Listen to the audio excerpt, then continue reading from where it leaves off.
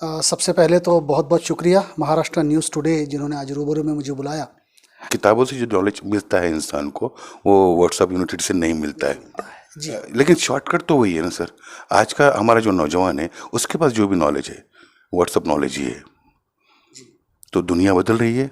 अगर 100 बार मैं गलत चीज़ आपके सामने बोल दूं तो 101 बार आपको वो सही लगने लगेगी। उसका भी एक कॉन्सेप्ट है, सोशल मीडिया क्या बोलिए या फिर व्हाट्सअप का बोलिए, वो अपने कॉन्सेप्ट में बहुत हद तक कामयाब है।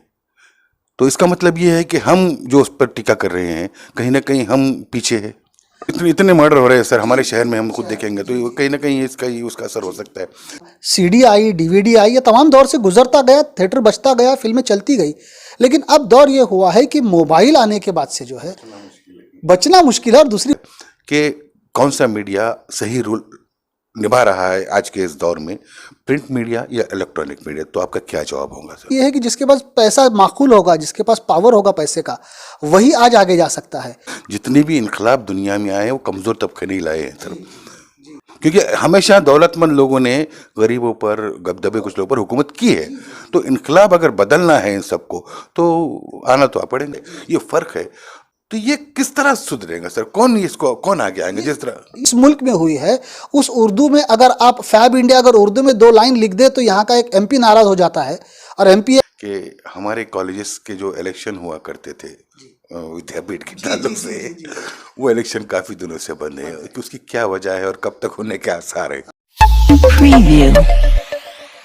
आदाब अर्ज़ है, महाराष्ट्र न्यूज़ टुडे के प्रोग्राम रूबरू में आपका इस्तकबाल है। नाजरीन, कुछ लोग हमारे अतराफ ऐसे होते हैं जिनसे मिलकर, जिनसे बात कर कर हमें खुशी होती है, हमारे नॉलेज में इजाफा होता है और हमें कोई रास्ता नज़र आता है। ऐसे ही शख्सियतें हमारे अतराफ होती है, लेकिन उनसे बात करना या उनसे मिलना ये ज़रूरी होता है, उनसे गुफ्तगू करना ये ज़रूरी होता है, इसलिए कि वो लोग तो खुद कम बात करते हैं। उनका तमाम जो होता है वो एक्शन पर उनका एतबार होता है और वो एक्शन में भी ज़िंदगी गुजारते हैं। ऐसी एक शख्सियत हमारे साथ है जो डॉक्टर बाबा साहेब अम्बेडकर मराठवाड़ा यूनिवर्सिटी में यूँ तो अंग्रेज़ी के प्रोफेसर है, लेकिन कई जिम्मेदारियां आजकल वो निभा रहे हैं। स्टूडेंट वेलफेयर डेवलपमेंट भी का जो डिपार्टमेंट है उसके भी उन्होंने सदर है। जनाब मेरी मुराद है जनाब मुस्तजिब खान साहब से, सॉरी मुस्तजिब जी, आपका बहुत बहुत शुक्रिया हमें अपने वक्त दिया है। जी जी। आज का जो माहौल है, हमारे अतराफ तमाम जो जिम्मेदारियां हैं हमारे अपने खुद की एक समझदार आदमी के लिए, और जो हमारी तालीम का जो सिलसिला पिछले 3-4 साल से टूट कर जो चल रहा है, तो अब इसको किस तरह लेते हैं? सबसे पहले तो बहुत बहुत शुक्रिया महाराष्ट्र न्यूज़ टुडे जिन्होंने आज रूबरू में मुझे बुलाया। देखिए, पिछले 2 सालों से तो कोविड की वजह से काफ़ी एजुकेशन में डिस्टर्बेंस आ रहे हैं, लेकिन उसके पहले भी एक पढ़ाई का जो म्यार होना चाहिए वो म्यार अपने आप में गिरता हुआ नज़र आ रहा है। वजूहात कुछ इस तरीके है कि बच्चे आजकल जो हैं किताबों की तरफ रुजू होने के बजाय आज ज़्यादातर वक्त बच्चे सोशल मीडिया की न्यूज़ पर, सोशल मीडिया की नॉलेज पर यकीन रखना शुरू करते हैं। और उस वजह से होता यूँ है कि किसी भी सूरत का नॉलेज पूरी तरीके से मुकम्मल नॉलेज जिसको हम कहेंगे, जिसको समझने की एक आपकी सोच जिससे बढ़ती है, उस तरीके का नॉलेज बच्चों तक पहुंचने में काफ़ी दुश्वारियां होती है। क्योंकि सारा के सारा जो बच्चे आज अडॉप्ट कर रहे हैं वो सोशल मीडिया और मीडिया के थ्रू लिया जा रहा है, जिस पे काफ़ी शक किया जा सकता है, जिस पे काफ़ी डाउट किया जा सकता है कि ये मीडिया सही ढंग से सही चीज़ें सही लोगों तक पहुँचा रहा है या नहीं। एजुकेशन का मसला ये होता है, एजुकेशन जो है वो आपकी सोच को वसी करता है, आपकी सोच समझ बढ़ाता है। बहरहाल लेकिन अब हो ये रहा है कि अब के हालत में सोच समझ बढ़ने के बजाय लोग अपने अपने दायरों में महदूद हो जा रहे हैं।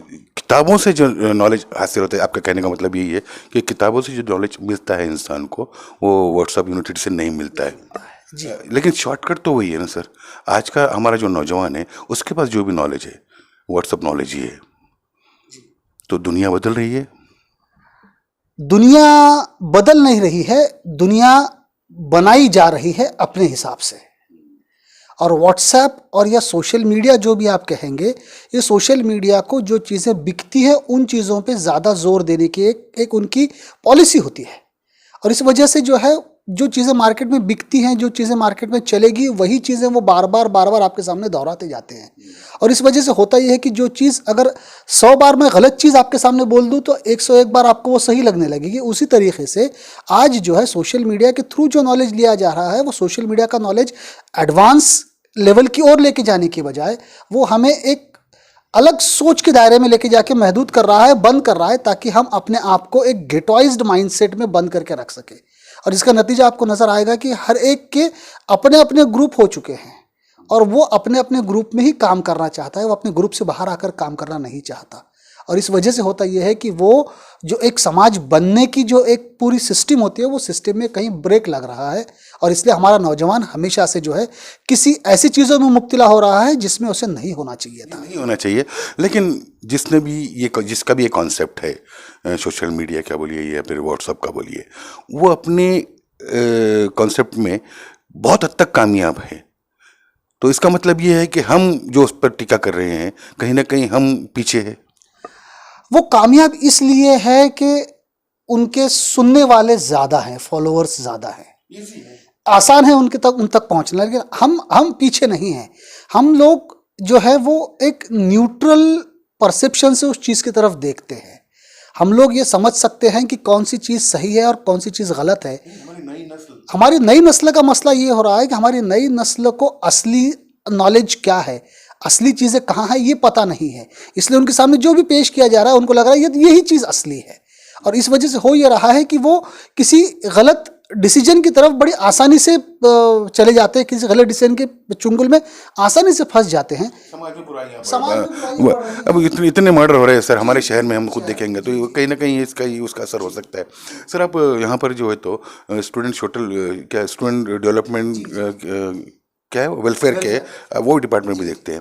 तो इस डिपार्टमेंट का काम क्या है और आप किस तरह डेवलप करते हैं स्टूडेंट को, क्योंकि यहाँ से वहाँ तक जाना है। जी देखिए, ये स्टूडेंट्स डेवलपमेंट सेक्शन जो है यूनिवर्सिटी का, ये तमाम महाराष्ट्र के जितने भी नहीं, हिंदुस्तान के सारे यूनिवर्सिटीज़ में सेक्शन होता है जहाँ से स्टूडेंट्स की एक्स्ट्रा करिकुलर एक्टिविटी को प्रमोट करने की काम किया जाता है सारे कॉलेजेस में।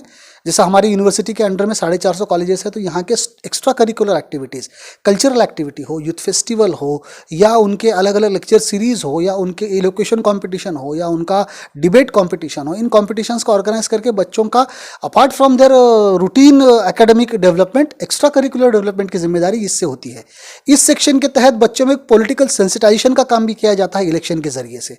इस सेक्शन के ज़रिए से बच्चों के अंदर एक रिसर्च का मादा बढ़ाने के लिए आविष्कार जैसी एक स्कीम चलाई जाती है। तो यहाँ से बच्चों का हर तरफ से डेवलपमेंट हो, इसकी कोशिश इस सेक्शन के थ्रू की जाती है। और ये सेक्शन जो है तकरीबन अभी फिलवक्त हमारी यूनिवर्सिटी जो बाबा साहब अम्बेडकर मराठवाड़ा यूनिवर्सिटी का जो ये सेक्शन है, ये तकरीबन 450 कॉलेजेस के स्टूडेंट्स और तलबा से उनके डेवलपमेंट के लिए ये सेक्शन पूरा काम करता है। तो ये जी सर, चूँकि आप कल्चरल एक्टिविटीज़ में भी जो अक्सर दिखाई देते हैं, और ये मीडिया आने के बाद हमारा जो स्टेज के ड्रामे हुआ करते थे, या हमारी जो फिल्में बन रही है या शॉर्ट फिल्में बन रही है, उनको बहुत बड़ा स्पेस मिला है, एक जगह मिली है जहाँ पे वो अपने आप को शो करते। पहले ज़माने में बहुत बड़ा आर्टिस्ट को भी एक जगह नहीं मिलती थी, तो इसकी एक फ़ायदा ये तो है, अब मानना पड़ेगा उसको।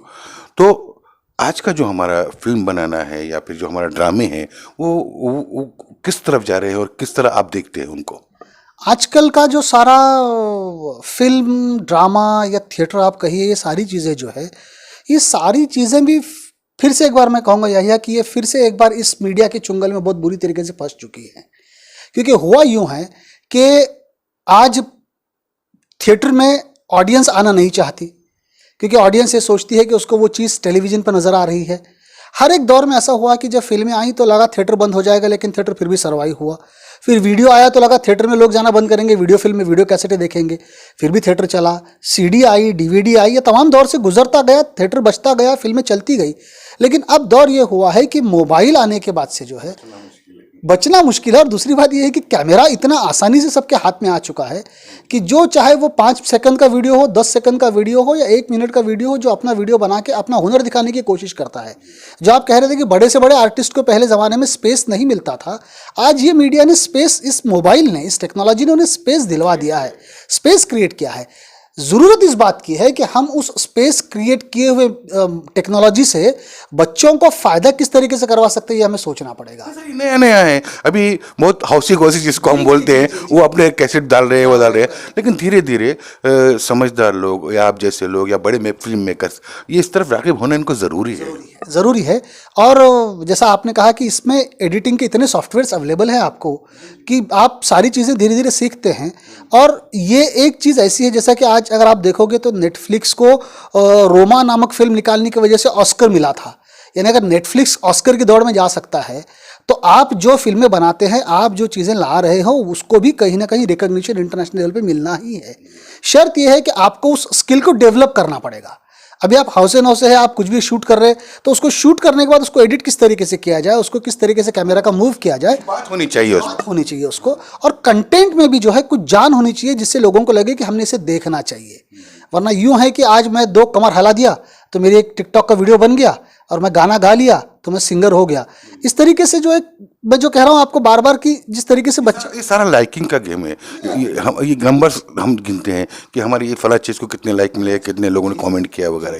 ये जो है, ये तो मैं समझता हूँ कि ये शुरुआत है। और यकीनन ये जब मैच्योर्ड होगा पूरी तरह तो वहाँ पर अच्छी चीज़ें हमको मिलेंगे। सर, हम मीडिया की अगर बात करें, क्योंकि मीडिया भी बहुत आजकल जो जोर पे है, और जो उसका जो रोल है वो हमारी ज़िंदगी पर डायरेक्ट असर करता है। और ये इलेक्ट्रॉनिक मीडिया, आपसे अगर ऐसा पूछा जाए कि कौन सा मीडिया सही रोल निभा रहा है आज के इस दौर में, प्रिंट मीडिया या इलेक्ट्रॉनिक मीडिया, तो आपका क्या जवाब होगा सर? मेरा जवाब होगा प्रिंट मीडिया कुछ हद तक आज भरोसे के काबिल है। क्योंकि प्रिंट मीडिया में कोई चीज़ें अगर आप फेक भी डालते हो, फेक भी प्रिंट करते हो, तो उसे समझ में आने में आसानी होती है, क्योंकि वहाँ लफ्ज़ों का खेल होता है, अल्फाजों को आपको अरेंज करना पड़ता है। अगर आपके सेंटेंस स्ट्रक्चर में कहीं गलती हो जाती है तो आप पकड़ में आ सकते हो कि ये कुछ सही नहीं कह रहा है, यहाँ कुछ शक व शुबा पैदा हो रहा है। लेकिन इलेक्ट्रॉनिक मीडिया का मामला ऐसा है कि ये मेक बिलीव है, ये बना सकते हैं सारी चीज़ें, और आपके सामने सब बनाकर पेश कर सकते हैं कि देखिए किस तरीके से क्या हो रहा है। आजकल फोर्जिंग करना काफ़ी आसान है इलेक्ट्रॉनिक मीडिया में, और इसकी वजह से ये होता है कि अगर आप देखो तो कहीं बांग्लादेश में कहीं कुछ होता है और उसको हम बता देंगे औरंगाबाद में हुआ है, तो उसको उस तरीके से हम लोग उसको फोर्ज करके कहीं की डेवलपमेंट भी बताया जाता है कोई स्टेट में, तो कोई किसी और बाहर का उसका तस्वीर का होता है। और वही अब आप देख रहे हैं कि सारे मीडिया के वजह से जो है किस तरीके से कुछ ताकतें जो है बड़ी उभर कर सामने आ रही हैं। मीडिया से एक दहशत फैलाई जा रही है, मीडिया से एक डर का माहौल पैदा किया जा रहा है। मीडिया जो एक हेल्दी एटमॉस्फेयर तैयार करने के लिए जिम्मेदार हुआ करता था, आज वो मीडिया शक के दायरे। 2016 की अगर हम बात करें तो हमारा मीडिया, हमारा हिंदुस्तानी मीडिया, जिसको दुनिया इज्जत की नजर से देखती थी, लेकिन वो इज्जत वो गंवा बैठे इन 7-8 सालों में। सर, जो लोग पीछे रह गए, जो वंचित है इन सब चीज़ों से, और खुसूसन अगर माइनॉरिटी है या फिर या जो शेड्यूल कास्ट, शेड्यूल ट्राइब, जो पीछे जो लोग रह गए, इनका अपना भी एक मीडिया स्ट्रांग होना चाहिए, ऐसा बहुत लोग कहते हैं। तो क्या वजह है कि इतने सारी दौड़ है, उसमें आज तक कोई आगे नहीं आया जो इन लोगों की बात करे, सिर्फ इन लोगों के हित की बातें करे, इन लोगों के हित के प्रोग्राम बताए? देखिए, उमूमन ऐसा होता है कि मीडिया वही आदमी चला सकता है जिसके पास पैसा हो। अब ये आप जो कह रहे हो माइनॉरिटीज़ हो गया, या यहाँ पर जो पिछला तबका है या जो दबा कुचला तबका है, इस तबके के पास किसी तरीके का फिनेंशियल सपोर्ट नहीं है, और बगैर फिनेंशियल सपोर्ट के ये अपने आप को उस तरीके से मार्केट में खड़ा नहीं कर सकते जिस तरीके से आज का मेन स्ट्रीम मीडिया खड़ा हुआ है। अब मसला ये है कि ये लोगों को अपनी बात रखने के लिए, जैसा मैं कह रहा हूँ कि ये मीडिया का इस्तेमाल तो कर रहे हैं, लेकिन अपने अपने तौर पे, अपने अपने तरीके से, छोटे छोटे लेवल पर अपने तरीके से मीडिया का, अपने दायरे में वो मीडिया का इस्तेमाल कर रहे हैं। जब तक, क्योंकि पूरा सारा जो खेल है ये कैपिटलिस्ट का खेल है, और ये कैपिटलिज्म में सबसे बड़ी बात यह है कि जिसके पास पैसा माकूल होगा, जिसके पास पावर होगा पैसे का, वही आज आगे जा सकता है। आप अगर हिंदुस्तान में देखो तो मैक्सिमम मीडिया हाउसेस किसी एक खानदान को बिलोंग करते हैं, और वही खानदान जो चाहता है वही चीज़ें आपके सामने आती है। तो वजह यह है कि आज हमारे पास उतना कैपिटल नहीं है, हमारे पास उतने कैपिटल पेमेंट पैसा खड़ा करने वाला सोर्सेस अवेलेबल नहीं है। सोर्सेस हो भी तो सोच है क्या, ऐसे सोच बोल रहा हूँ। सोच के मामले में हम कमजोर नहीं हैं, हमारे पास सोच बहुत इनकलाबी सोच है, हम बहुत चेंज कर सकते हैं। अगर चाहो तो ये सोच के बात अगर करें तो ये बहुत बहुत बड़ा चेंज ला सकता है। अगर आप देखो तो ये कोविड के पीरियड में आपके सामने बहुत बड़ा एग्जाम्पल है कि किसी बड़ी कैपिटलिस्ट ने सामने आकर कोई मदद नहीं की, लेकिन आम आदमी ने एक दूसरे की मदद करते हुए पिछले 2 साल के अंदर एक दूसरे को संभाला है कि किसी कॉलोनी में किसी गरीब तबके के पास अगर खाने के लिए नहीं होगा तो जिसके पास थोड़ा बहुत जो है उसने अपने अपने निवाले में से एक निवाला क्यों ना होता निकाल कर पड़ोसी को पहुंचाने की कोशिश की है। इनके पास जज्बा बहुत बड़ा है, जज्बा बहुत ताकतवर है, इनकलाबी जज्बा है, काम करने की चाहत है, मेहनत करने की पूरी कैपेसिटी है। लेकिन होता यूँ है कि ये तमाम चीज़ें होने के बाद भी जो है एक जो फिनेंशियल सपोर्ट आपको लगता है किसी चीज को खड़ा करने के लिए, वो सपोर्ट नहीं होने की वजह से ही ये पीछे है, वरना किसी भी लिहाज में ये तबका कमजोर नहीं है। अगर देखा जाए कमजोर नहीं है, लेकिन जितने भी इनकलाब दुनिया में आए हैं वो कमजोर तबके नहीं लाए हैं सर अभी तक, जी हमने जो हिस्ट्री में देखते हैं हम तो फिर आज क्या वजह है? क्योंकि हमेशा दौलतमंद लोगों ने गरीबों पर, दबे कुछ लोगों पर हुकूमत की है, तो इनकलाब अगर बदलना है इन सबको तो आना तो पड़ेगा। जैसा फिर से एक बार फिर घूम फिर के फिर वही बात पे आता हूँ मैं, यह कि वो फिर एक बात वहाँ पर जाके अटकती कि आपकी सोच महदूद करने के लिए जो सिस्टम का इस्तेमाल किया जा रहा है वो सिस्टम में सबसे इंपॉर्टेंट सोशल मीडिया। सोचने का मौका ही नहीं दिया जा रहा, मौका ही नहीं दिया जा रहा आपको 24/7। अगर आपको एक दिन में 1.5 GB खर्चा करने की ख्वाहिश आपके दिल में हो तो आप दूसरा क्या सोचोगे? आप सोचोगे 1.5 GB खर्चा कहाँ से करूँ मैं? 1.5 GB फ्री मिल रहा है आपको, 1.5 GB आसानी से मिलता है आपको खर्चा करने के लिए, लेकिन आपको उस 1.5 GB के लिए जो पैसे देने, पैसे कमाने के जरिए आपके पास नहीं दिए जा रहे हैं। इसलिए आपको जो बम्बार्ड किया जा रहा है अलग अलग इन्फॉर्मेशन से, जो इन्फॉर्मेशन उसकी किसी भी सूरत में किसी काम की नहीं है, उस इन्फॉर्मेशन को लेकर ही वो सोचने में मशगूल है। वो सोच रहा है कि मैं फला चीज़ कर रहा हूँ तो इसका नतीजा मुझे ये मिलेगा, वो मिलेगा। ये जैसा अगर कहा जाए तो शेख चिल्ली की दुनिया में अपने आप को गुजार रहा है ये, और इसको लग रहा है कि मुझे हासिल होगा। ये इनकलाब तभी हो सकता है जब आप इस दुनिया से बाहर निकलकर सच्चाई को समझने की कोशिश करो कि क्या हो रहा है मेरे साथ, मुझे क्या किया जा रहा है, मैं किस तरीके से ऑपरेट किया जा रहा हूं, मुझे ऑपरेट कोई कर रहा है। एक सुसान ज़ियोबॉफ नाम की जो है बहुत बड़ी राइटर हैं अमेरिका के भी फिलवक्त, और ये 21वीं सदी की मार्क्सियन फिलोसोफर कहलाई जाती हैं। ये खातून ने जो किताब लिखी है उस किताब का नाम है द सर्विलेंस कैपिटलिज्म, और इस किताब के अंदर उसका ये लिखना है कि आप 24/7 आप अंडर सर्विलेंस हो, आप पर नज़र रखी जा रही है, और आपको इस तरीके से नज़र रखी जा रही है कि आपने अपने मुंह में कौन सा पेस्ट लगाना है, यहाँ से लेकर आप छुट्टियाँ कहाँ गुजारोगे, कौन सी गाड़ी में गुजारोगे, कौन से पलंग पर सोओगे, यहाँ तक कि आप कौन सा डायपर इस्तेमाल करोगे, ये सारी चीज़ें एक सिस्टम ऑपरेट कर रही है, आपको कन्विंस कर रही है वो करने की। अब जब इतनी चीज़ें तुम्हारे ऊपर बम्बार्ड की जा रही है 24/7, तो आप सोच ही नहीं पाते। और इस सोच से बाहर अगर हम निकलेंगे और थोड़ी सी कोशिश करेंगे कि मैं इन चीज़ों से, जो ठीक है ग्लोबलाइजेशन के जो फ़ायदे हैं वो फ़ायदे हो ही रहे हैं, लेकिन ग्लोबलाइजेशन का नुकसान ज़्यादा हो रहा है क्योंकि ग्लोबलाइजेशन में लोगों ने सोच खो दी है, और इस वजह से हो ये रहा है कि जो वो कहते हैं वो चीज़ हम कर रहे हैं, हम अपने आप से कुछ करने के लिए काबिल हो ही नहीं पा रहे हैं। और ये बार बार ज़ियोबॉफ का कहना है, जिसकी वजह से आप देखोगे कि अमेरिका में आजकल फेसबुक के खिलाफ हो या सोशल मीडिया के खिलाफ एक तबका खड़ा हो रहा है कि हम सोशल मीडिया को फॉलो नहीं करेंगे। यही सवाल मेरा था, वो पीढ़ी जो ये बातों को समझ रही है, जैसे कि हम और आप जैसे जहाँ से हमारी बात आई लो, हमारे बाद जो आने वाली पीढ़ी है उनको समझाने के लिए हमारे पर जिम्मेदारी ज़्यादा है, जिस तरह यूएस में हो रहा है और इंग्लैंड में भी हो रहा है शायद वो ये बातों को समझ रहे हैं वो लोग। और आज ही मैंने कहीं न्यूज़ पढ़ा कि अब तो ऐसा होने वाला है कि आपके माइंड को भी कंट्रोल किया जा रहा है, ऐसी कोई चीज़ होने वाला है। तो सर ये हमारे जैसे हिंदुस्तान जैसे गरीब मुल्क में जहाँ पर 85% लोग गरीबी के लेकर नीचे जीते हैं, चंद लोग हैं जो पैसे वाले घराने के हैं, और इस मीडिया की वजह से हमारे नौजवान बच्चों पर हर चीज़ आला से आला होना चाहिए, कपड़े से लेके, खाने से लेके, सोना, बिस्तर रहना, गाड़ी वगैरह सब ये हो। तो ये जो वो है फ़र्क है, ये फ़र्क है। तो आम माँ बाप को बहुत तकलीफ हो रही है मेरे हिसाब से, जो लग रहा है, तो हम और उससे गुजर रहे हैं।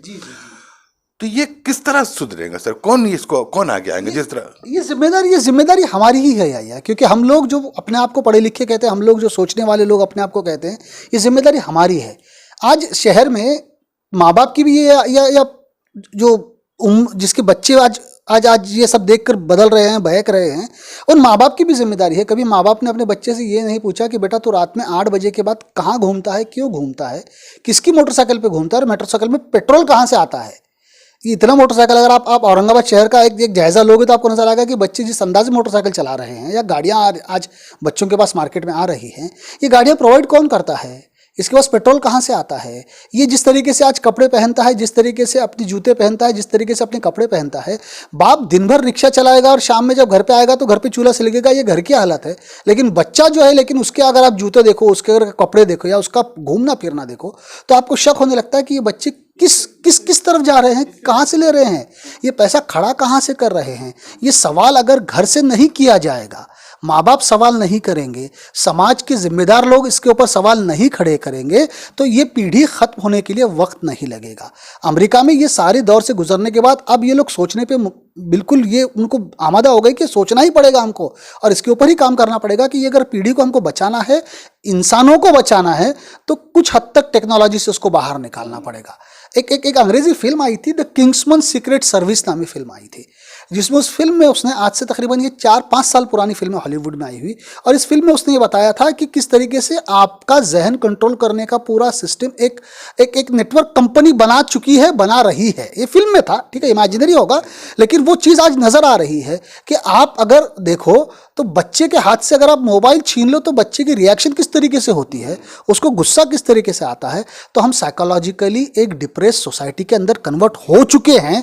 तो इस कम्युनिटी को, सोशली डिप्रेस कम्युनिटी को बाहर निकालने की जिम्मेदारी जो है पढ़े लिखे लोगों की, समझदार लोगों की, और जो अपने अपने मोहल्लों के अंदर अपने अपने बड़े जो मोहल्लों के लोग हैं, वो मोहल्ले के लोगों ने, बड़े बड़े लोगों ने मिलकर इकट्ठा आकर इस बात पे सोचना चाहिए कि मेरे मोहल्ले का बच्चा किस, सबसे ज़रूरी काम ये है। अब बाकी सब चीज़ें चलती रहेगी, अगर उसकी सोच एक बार सीधी हो जाए, वो थोड़ा सा समझ में आ जाए कि सच्चाई क्या है, तो खुद ब खुद अपने आप को बदलने लगेगा।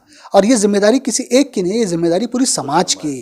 वो लोग जो पढ़े लिखे अपने आप को कहते हैं, जो समझदार कहते हैं, पैसा कमाना ये मकसद नहीं है, साथ साथ ये जो आने वाली जनरेशन है, आने वाली पीढ़ी है, इसको संभालना बहुत ज़रूरी है हमें आज। इसमें फ्रस्ट्रेशन भी आ रहा है। अगर हम नौजवान बच्चों में देखेंगे तो नशे की आदतें बढ़ रही है, और कुछ टैबलेट वगैरह है वो, और उससे क्राइम भी बढ़ रहा है। जो चीज़ हासिल करना है उसको हासिल करने के लिए गलत रास्ता भी अपनाया जा रहा है। ये बुराइयां भी तो हमारे समाज में हम देख रहे हैं और बढ़ती जा रही है वो बुराइयाँ। सर, अगर हम इस तरह देखें कि जो हमारा कल्चर हुआ करता था, जहाँ पर हम पड़ोस के घर में अगर हमारे पास कुछ अच्छा सालन पका तो पड़ोस के घर में हम सालन भिजाना हमारी ड्यूटी थी वो, और वहाँ से वो लोग भी हमें कुछ भेजते थे, वो ईद हो, बारात हो, दिवाली हो, दशहरा हो, जो हो, तो वो कल्चर भी तो हम लोग ख़त्म कर चुके हैं सर आज। तो इसकी सज़ा तो यही होंगी। सही, ये कल्चर ख़त्म करने की जिम्मेदार सिर्फ कोई एक स्पेसिफिक कम्युनिटी नहीं है। इस कल्चर को ख़राब करने की एक जिम्मेदारी, एक बहुत एक अच्छा सा एग्जाम्पल मैं आपको देता हूँ या कि जब देखिए ये सारी चीज़ें ना, ये मार्केट करता है खेल, ये सारा खेल मार्केट करता है, और ये बात हमें समझनी चाहिए। जैसा एक एग्जाम्पल के तौर पे आपको बताऊं कि जब अलीगढ़ में अगर आप देखो तो दंगा जो हुआ था अलीगढ़ में, पुरानी बात है ये, अलीगढ़ में दंगा क्यों हुआ। जब एक बार मैं किसी काम से अलीगढ़ गया था तो ऐसी बातों में उमूमन हम लोग ये बोलते हैं कि जहाँ गए वहाँ की फेमस चीज़ क्या है, तो अलीगढ़ का फेमस अलीगढ़ियन ताला था। तो ताले के एक दुकान वाले से बात करते करते बातों से उससे जो बातें मुझे समझ में आई वो यूँ थी कि उस ताले वाले ने ये कहा, गरीब था बेचारा, तो चाय पिलाते पिलाते उसने बोला कि साहब यहाँ पे हम सब लोग इकट्ठा थे, हमारे हिंदू कारागिर जो थे वो ताले के अंदर की चीज़ें बनाया करते थे और असेंबल हम करते थे।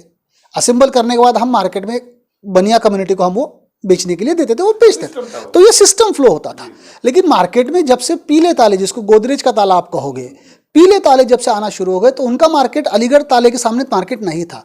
फिर ये ताले ना अपना मार्केट एस्टैब्लिश करना है तो क्या करे, तो ये चेन को तोड़ना है, तो चेन को किस तरीके से तोड़ना है, तो अगर मैं हिंदू मुस्लिम का दंगा करवा दूं तो हिंदू कारागिर माल नहीं बनाएगा तो मुसलमान कारागिर असेंबल नहीं कर पाएगा, तो इस तरीके से दोनों में एक रिफ्ट आ जाएगी, तो खुद ब खुद ये ताले बनना कम हो जाएंगे, तो हमारे ताले मार्केट में बिकेंगे।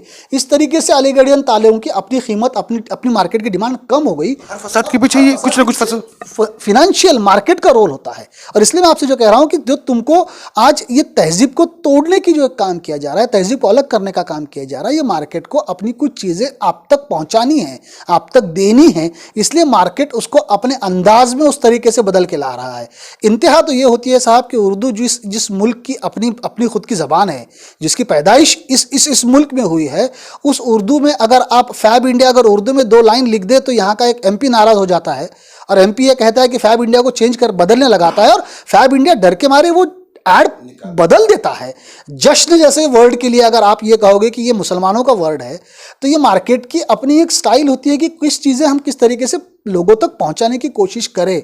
तो ये बात हमारे नौजवानों को समझ में नहीं आ रही और इसलिए उनको बार बार ये लगता है कि हम पर हमला हो रहा है, हम पर हमला हो रहा है, जबकि ये बात समझ में नहीं आ रहा है कि मार्केट कोई नई चीज़ हमारे सामने लाकर पेश करने की कोशिश कर रहा है और ये कोशिश को अगर हम जब तक नहीं समझेंगे उस वक्त तक हम लोग जो हैं इनके चंगुल से बाहर नहीं निकले। जिस तरह सर के अपने हथियार बनाने वाले जो मुल्क है वो अपने हथियार बेचने के लिए वो उस मुल्क को डिस्टर्ब रखते हैं, वही सिंपल थ्योरी है वो टेम्परेरी। सर जिस तरह आपने कहा कि ये सब किसी ना किसी कोई ना कोई करवा रहा है और कोई ना कोई अपने फायदे के लिए करवा रहा हो, तो क्या हमारी तहजीब, हमारी प्यार मोहब्बत, हमारा जो लेन देन था तो कितना कमज़ोर है कि कोई भी आके उसको तोड़ सकता है? वो कमज़ोर नहीं है या वो होता क्या मालूम है कि जब एक तेज़ रफ्तार हवा जब आती है ना तो थोड़ी देर के लिए कुछ चीज़ें झुक जाती हैं और जैसे ही हवा चली जाती है तो फिर वो झाड़ फिर से वापस खड़ा होता है। तो अब ये तेज़ रफ्तार हवा चल रही है तो ठीक है, इसमें होशियारी ये है कि थोड़ा झाड़ झुका है तो झुका रहे तो बच जाएगा, अगर वो वही कहेगा कि मैं झुकूंगा नहीं तो टूट जाएगा। तो अभी हम लोग ठीक है, अभी तो थोड़ा सा झुके हुए हैं, लेकिन ये हमारा तहजीब और हमारा भाईचारा और हमारा कल्चर इतने आसानी से ख़त्म होने वाला नहीं है, क्योंकि ये हमारे DNA का एक हिस्सा है। जो एक साहब कहते हैं कि सबका DNA एक है यहाँ का, तो ये हमारे यहाँ की तहजीब बदलने का कोई तुमको चांस नहीं है। कहीं मैंने पढ़ा था कि मार्क्स ने ये कहा कि हिंदुस्तान को आप पॉलिटिकली डिफीट कर सकते हो, कल्चरली डिफीट करना हिंदुस्तान को पॉसिबल नहीं है। इसलिए यहाँ पे हम लोगों को डिफीट करना आसान नहीं है। आप भले ही कितनी ही कोशिश कर लो कि मैं किसी शहर का नाम बदल के फलाना का नाम कर लूँगा, लेकिन उस शहर की जो फितरत है वो फितरत आप नहीं बदल पाओगे। इसलिए आप इसकी शहर को संभाजी नगर करने की बहुत कोशिश कर लीजिए, लेकिन इसकी औरंगाबादी जो फितरत है वो फितरत नहीं जाएगी। कल दावत होगी तो लोग ये पूछेंगे कि भाई नान खलिया कब खिलाओगे। दावत होगी तो लोग दूसरा नाम नहीं लोगे, दूसरा नाम नहीं बोलेंगे। इसलिए जहाँ की तहजीब जो है वो तहजीब उसी तरीके से बरकरार रहती है, तहजीब टिकती है। सेट बैक है, थोड़ा तहजीब बनाने के लिए भी कई बरसों गुजर जाते हैं, उसको तोड़ना इतना आसान भी नहीं, इतना आसान भी नहीं है। सर आपसे बात करके बहुत अच्छा लगा और जाते जाते खाली एक सवाल ये रह गया कि हमारे कॉलेजेस के जो इलेक्शन हुआ करते थे विद्यापीठ के ताल्लुक से, वो इलेक्शन काफ़ी दिनों से बंद है, कि उसकी क्या वजह है और कब तक होने के आसार है? देखिए, वजह यह है कि शुरू में इलेक्शंस जो हैं वो मेरिटोरियस बेसिस पे हुआ करते थे, मेरिट के स्टूडेंट को सेलेक्ट करके उनकी काउंसिल बनाई जाती थी। बाद में गवर्नमेंट ऑफ महाराष्ट्र ने लिंगडो कमेटी लिंगडो कमेटी बनाई और लिंगडो कमेटी ने ये सजेशन दिया कि इलेक्शन जो हैं वो बैलेट पेपर के ज़रिए से होने चाहिए, जिससे बच्चों को बैलेट पेपर और EVM मशीन इसकी सारी मालूमात होगी। इस तरीके से कानून में बदलाव होकर वो इलेक्शन का कानून लागू भी हो चुका था, उसकी कुछ वर्कशॉप्स भी हो चुकी थी, ट्रेनिंग्स भी हो चुकी थी 2017 में। लेकिन बाद में यूँ नज़र आया कि उसके अंदर कुछ खामियां सरकार को नज़र आई, इसलिए सरकार ने उस कानून को वापस लिया और उसको फिर से एक बार रिफ्रेश करके उसको फिर से लाने की कोशिश वो कर रहे हैं। तो उमूमन ऐसा लग रहा है कि इस महाविकास आघाड़ी की सरकार में शायद वो कानून पास हो जाए तो आने वाले सालों के अंदर हम लोग फिर से इलेक्शन देखेंगे, तो बच्चों को फिर से वो इलेक्शन का एक माहौल उनमें पैदा हो जाएगा इंशाल्लाह। यूथ फेस्टिवल के ताल्लुक से वो भी तो बंद है। यूथ फेस्टिवल तो ये कोविड की वजह से बंद है यार सर, वरना यूथ फेस्टिवल जो है 2019 में आखिरी हुआ था और 2020-21 से 2 साल से यूथ फेस्टिवल नहीं हुआ है। हमारी कोशिश ये चल रही है कि अगर अब नॉर्मलाइज हो जाता है तो यूथ फेस्टिवल की कौन से ऐसी इवेंट है जो हम कम से कम बच्चों में ऑर्गेनाइज कर सकते हैं। इस तरीके की हम लोग एक प्लानिंग चल रही है, कोशिश चल रही है, देखते हैं इंशाल्लाह कि वो किस तरीके से कम से कम क्राउड गैदर होने के बाद वो कंपटीशन हो सकती है या कोई ऑनलाइन हो सकती है या किस तरीके से सकता है, उसके उस सिलसिले में सब डिस्कशन चल रहा है। अगर कोविड नॉर्मल हो जाता है तो उसका यूथ फेस्टिवल उसी हिसाब से हो जाएंगे। जी सर, हमारा एक छोटे से चैनल के जान से एक आपसे गुजारिश है कि आप आज के नौजवान को क्या मैसेज देना चाहते हैं, आप डायरेक्ट उसको मैसेज दे सकते हैं सर। नौजवानों को मेरा इतना ही कहना है कि अपने आप पे यकीन करो, कम से कम भरोसा करो सोशल मीडिया पे और अपनी सोच को बढ़ाने की कोशिश करो। खुद के कॉन्शियस को, खुद के जहन से सोचो और जो सही लगता है वो करो। किसी के बहकावे में आके, किसी के कहने पर अपना बिहेवियर चेंज मत करो। शुक्रिया। तो ये थे खान साहब। जैसे कि मैंने कहा था कि कुछ लोगों से बात कर कर कुछ कुछ ना कुछ हासिल होता है, कोई रास्ता बद दिखाई देता है। वैसी ही शख्सियतों में से एक खान साहब है जो हमारे दोस्त भी है। नई नस्लों की अनजानी जिदों को कौन समझाए, कहाँ से बच के चलना है, कहाँ रुक कर गुजरना है। तो नौजवानों से गुजारिश है कि अपनी रातें अपने घरों में गुजारे, सड़कों पर चौराहों पर ना बैठे। और जिस तरह सर ने बताया कि सोशल मीडिया से जो नुकसानात है वो आज नहीं, लेकिन जब कल आप बड़े हो जाएंगे, जब आप जिम्मेदार हो जाएंगे, तब आपको कोई कोई परेशानी ना हो और ऐसा ना हो कि हमने जो पीछे किया है वो हमारे लिए गलत था। इसीलिए आज जो समझदार है, जो बात सर कह रहे हैं, उसको समझने की बेहद ज़रूरत है। और उम्मीद करता हूँ कि हम सब जो महल्ले के जिम्मेदार हैं, जो बड़े हैं, जो समझते हैं, तो इस बात को कहीं ना कहीं किसी न किसी फ्रेम में लाकर बच्चों को समझाने की कोशिश करेंगे। अगले हफ्ते ऐसे ही किसी मेहमान के साथ हम आपकी मुलाकात करवाएंगे। तब तक के लिए मैं अपनी टीम के साथ आपसे इजाज़त चाहता हूँ। जय हिंद, खुदा हाफिज, नमस्कार।